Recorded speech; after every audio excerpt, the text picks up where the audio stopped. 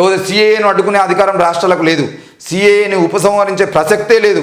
ఆ దేశాల్లోని మైనార్టీలు ఎక్కడికి వెళ్తారు? ఎవరి పౌరసత్వానికి వచ్చిన ముప్పేమీ లేదు. కొన్ని మతాలకు చెందిన శరణార్థులకే భారత పౌరసత్వం. కేంద్ర హోంమంత్రి అమిత్ షా స్పష్టీకరణ. మొత్తానికైతే సిఏఏని ఉపసంహరించే ప్రసక్తి లేదు. ఆ దేశాల్లోని మైనార్టీలు ఎక్కడికి వెళ్తారనే క్వశ్చన్కి ఆయన దగ్గర సమాధానం లేదు. రెండోది, కొన్ని మతాలకు చెందిన శరణార్థులకే భారత పౌరసత్వం ఇస్తున్నాడు. కొన్ని మతాలు అంటే ఏంటి అంటే ముస్లింలు కాకుండా, క్రిస్టియన్లు కాకుండా, జైనులో, సిక్కులో, లేదంటే బుద్ధిస్టులో వాళ్ళకి మాత్రం శరణార్థుల కింద భారత పౌరసత్వం ఇస్తున్నారు. కానీ ముస్లింలకు, క్రిస్టియన్లకు మాత్రం పౌరసత్వం ఇచ్చేది లేదు అని చెప్పేసి మాట్లాడుతున్నారు. ఎందుకు ఇయ్యరు? ఒక మతానికి ఇచ్చి ఇంకో మతానికి మీరు ఎందుకు ఇయ్యరు? అసలు మీరెవరు? ఈ దేశాన్ని పరిపాలించడం కోసం, 5 ఏళ్ళు పరిపాలించడం కోసం మిమ్మల్ని ప్రజలు ఎన్నుకున్నారు తప్ప మీరు మొత్తం దేశంలోనే చిచ్చు పెట్టే విధంగా, ఇక్కడ ఉన్న ఒక మతాన్ని మొత్తానికి నాశనం చేసే విధంగా, ఇక్కడ ఉన్న ముస్లింలందరినీ దేశం నుండి వదిలిపోవాలని చెప్పేసి మాట్లాడే విధంగా మీకు ఎవడు అధికారం ఇచ్చిండు? ఈరోజు అమిత్ షా అనే వ్యక్తి ఏలు చూపించి మాట్లాడు కాదు, ఈ దేశంలో మీ వైపు ఏలు ఎవరు చూపించకుండా పాలన చేయాలి. ఈరోజు సిఏఏని అమలు చేస్తామంటున్నారు. సిఏఏ అమలు చేసేది ఏ మతం టార్గెట్గా మీరు సిఏఏని అమలు చేస్తున్నారు? మీ టార్గెట్ ఎవరు? ఆ టార్గెట్ చెప్పండి క్లియర్గా. ముస్లింలు మాత్రమే మాకు అంతంటే మీరు సిఏ అని పేరు ఎందుకు పెట్టుకోవాలి? మొత్తం ముస్లింలను బైకాట్ చేసేటువంటి పథకం అని చెప్పేసి పేరు పెట్టుకుని దానికి. సిటిజన్షిప్ అంటే ఈ దేశంలో ఇప్పటివరకు ఉన్న వాళ్ళందరికీ సిటిజన్షిప్ ఇవ్వండి. మొన్న సోషల్ మీడియాలో వైరల్ అయినట్టుగా దేశ ప్రధాని నరేంద్ర మోడీ తన డిగ్రీ సర్టిఫికేట్ తీసుకొచ్చి సబ్మిట్ చేసినప్పుడు మేము మా బర్త్ సర్టిఫికేట్ తీసుకొచ్చి సబ్మిట్ చేస్తాము. ఆ విషయం చేయమని చెప్పండి. మీరేమో ఛాయ అమ్మినట్టు ఆధారాలు ఉండవు, మీరేమో డిగ్రీలు చదివినట్టు ఆధారాలు ఉండవు. అసలు మీరు ఈ దేశానికి సంబంధించిన విషయంలో మీరు చెప్పిన మాటలన్నిటికీ ఆధారాలు ఉండవు. వీటికి ఏ ఆధారం అవసరం లేదు. కానీ మేము ఈ దేశంలో బతకాలంటే మాత్రం మా సిటిజన్షిప్ని మేము చూపించుకోవాల్సినటువంటి అవసరం ఎక్కడిది? ఆ విషయం చెప్పండి.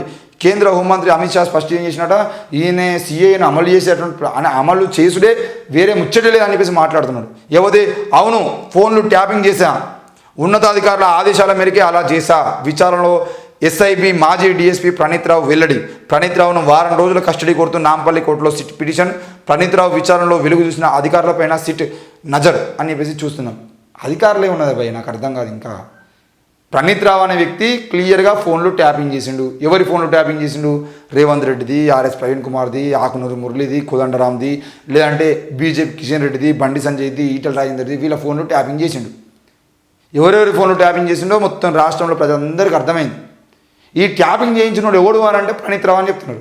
ప్రణీత్ రావుతో ట్యాపింగ్ చేయమని చెప్పింది ఎవడు అని అంటే మళ్ళీ పై అధికారులు అని చెప్తున్నారు. పై అధికారులు కింద అధికారులు కాదు. అసలు ట్యాపింగ్ రేవంత్ రెడ్డి ఫోన్కి ఈ అధికారులకు ఏం సంబంధం? రేవంత్ రెడ్డి కాకపోతే ఇంకోరు ముఖ్యమంత్రి అవుతారు, ఇంకోరు కాకపోతే ఇంకోరు ముఖ్యమంత్రి, కిషన్ రెడ్డి అవుతారా, బండి సంజయ్ అవుతారా, ఈటల రాజేందర్ అయితే ఎవరు ముఖ్యమంత్రి అవుతారు అనేది అధికారులకు ఏం సంబంధం? ఎవరు వచ్చినా వాళ్ళు పనిచేస్తారు. ఈరోజు ఫోన్లు ట్యాపింగ్ చేయమని చెప్పింది కవిత గారా, కేటీఆర్ గారా, హరీష్ రావు గారా, సంతోష్ రావా, లేకపోతే కేసీఆర్? ఎవరు ఏమన్నారు? ఫోన్లు ట్యాపింగ్ ఎవరు చేయమంటే చేసిరు. వాళ్ళ పేర్లు చెప్పకుండా, రాజకీయ నాయకుల పేర్లు చెప్పకుండా మళ్ళీ పై అధికారులు అని చెప్పేసి తప్పించుకునే ప్రయత్నం చేయదు. నేను మొదటి నుండి చెప్తూనే ఉన్నా, ప్రణీత్ రావు సంబంధించిన విషయంలో ప్రణీత్ రావును ఒక్కరిని ఇరికిస్తే ఆయన బాధితురైతుడు. ప్రణీత్ రావు నిందితుడే. ప్రణీత్ రావుకు సంబంధించిన విషయంలో ఆయన దోషియే. కానీ ఆయనతోని పని చేయించిన వ్యక్తి A1 ఎవరో చెప్పకుండా A2ను అరెస్ట్ చేసి జైలు పంపించడం అనేది సరైనది కాదు. A1 తప్పకుండా కేసీఆర్ సంబంధించిన విషయంలో కేసీఆర్ కేటీఆర్ A1ను ప్రకటించండి, A1ను జైలు పంపించండి. A1 జైలు పంపించిన తర్వాత A2 జైలుకు రండి. దయచేసి ఈ విషయాన్ని దృష్టి పెట్టుకోవాల్సిన అవసరం ఉంది. మరి ప్రణీత్ రావు ఒక్కడే చేయలేదు. ప్రణీత్ రావుకు రాజకీయ నాయకులు సంబంధమే లేదు. ఆయన పని ఆయన వేసుకొని బతికేటువంటి డిఎస్పీ అని. ఆ డిఎస్పీని ఈరోజు రెచ్చగొట్టి ఫోన్లు ట్యాపింగ్ చేయించి ఆ 25 హార్డ్ డిస్క్లో ఉన్న డాటా ఏముండే, ఎందుకు కాలబెట్టిరు, ఎందుకో వాటిని భగ్నం చేసిరు, ఏమైంది అనే విషయం మొత్తం చెప్పాల్సిన అవసరం ఉంది. ఎవరు చేయించారో కూడా చెప్పాల్సిన అవసరం ఉంది. వాళ్ళని జైలు పంపించాల్సిన అవసరం ఉంది. రానున్న రోజుల్లో ఏ రాజకీయ నాయకుడు ఫోన్లు ట్యాపింగ్ ముట్టుకోకుండా చట్టం చేయాల్సిన అవసరం ఉంది. యువతి కర్ణాటక డిప్యూటీ సీఎంతో మల్లారెడ్డి భేటీ. వెంట మల్కాజ్గిరి ఎమ్మెల్యే మర్రి రాజశేఖర రెడ్డి కుమారుడు భద్రారెడ్డి. బెంగళూరులోని ఓ హోటల్లో డీకే శివకుమార్తో మంత్రాలు. ప్రైవేటుగా కలిశానన్న మాజీ మంత్రి మల్లారెడ్డి. వచ్చే ఎన్నికల్లో పోటీ చేయనని స్పష్టీకరణ. రాజకీయాల నుంచి తప్పుకుంటానని వెల్లడి. అయ్యో మల్లన్న ఏమైంది? రాజకీయాల నుండి తప్పుకుంటాట, వచ్చే ఎన్నికల్లో పోటీ చేయడట. ఎందుకనంటే బీఆర్ఎస్ పార్టీ ఎట్లాగో మునిగిపోయింది. ఇప్పుడు అది నడవదిగా. మరి ఆ నడవని పడవలో ఎందుకు ఉండాలని చెప్పేసి ఆయన అనుకుని కాంగ్రెస్ పార్టీలో చేరితే మల్కాజ్గిరి ఎంపీ టికెట్ ఇస్తారని ఆశపడ్డాడు. మరి మల్కాజ్గిరి ఎంపీ టికెట్ మల్లారెడ్డికి ఇచ్చినా నీళ్ళ మధుమధురికి ఇచ్చి బెటర్ అని చెప్పేసి కొంతమంది చెప్పడము, లేదంటే మల్కాజ్గిరి టికెట్ ఎవరికి ఇస్తారు ఏంది అనేది కూడా అర్థం కాని పరిస్థితుల్లో మరి ఆయన కాంగ్రెస్ నాయకులు అందరినీ కలుస్తున్నాడు. కాంగ్రెస్ నాయకులను కలిసేటువంటి క్రమంలో మరి ఈరోజు కేవలం ఆయన ఆస్తుల్ని కాపాడుకోవడం కోసం మాత్రమే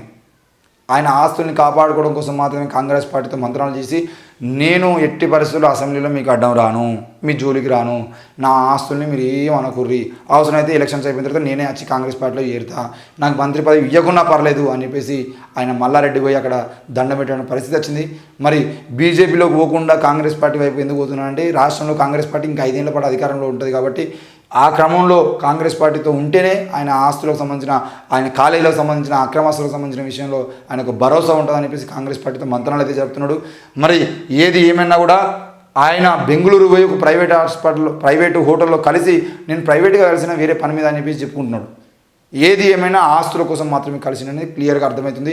మరి ఈ రాజకీయ పరిణామాలన్నీ చూస్తున్న మీరు రానున్న రోజుల్లో దేశంలో ఏ రాజకీయ పరిణామాలు ఎలా ఉండబోతున్నాయి, ప్రజల సౌకర్యార్థం కాకుండా, ప్రజల సంక్షేమం కోసం కాకుండా కేవలం వాళ్ళ పార్టీల స్వార్థం కోసం పనిచేసే నాయకులు ఎవరో చూసుకొని ఓటు వేయాల్సిన అవసరం ఉంది అనిపిస్తుంది.